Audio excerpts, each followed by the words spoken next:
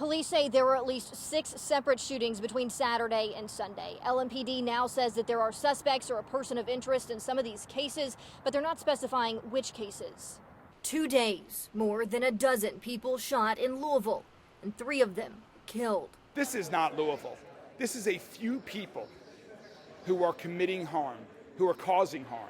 Between Saturday and Sunday, LMPD says this is where those shootings happened in different parts of the city.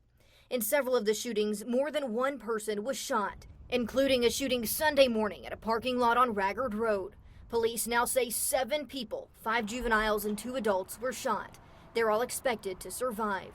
What people need to understand, what they have to go through and the process they have to go through once they get rushed to the hospital, and then try to recover where they're in there for a day or several weeks or months. It's a long grinding process to try to get back to normalcy, and they sometimes never do because the fear factor still lingers with them. According to LMPD, there have been at least 75 homicides this year.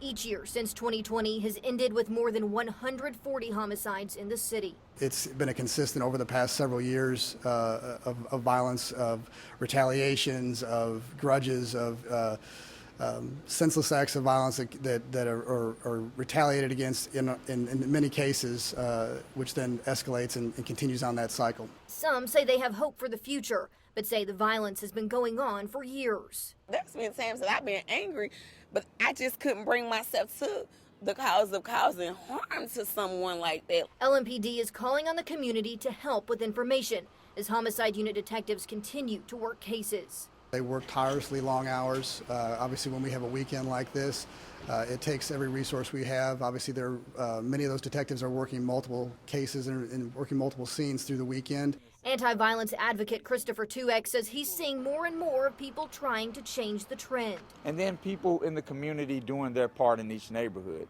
That's the encouraging part. Police do not believe any of the homicide cases from over the weekend are connected to each other. But aside from Saturday and Sunday, there were also 2 other non-fatal shootings on Friday night. Reporting with photojournalist Dave White, Darby Bean, WDRB News.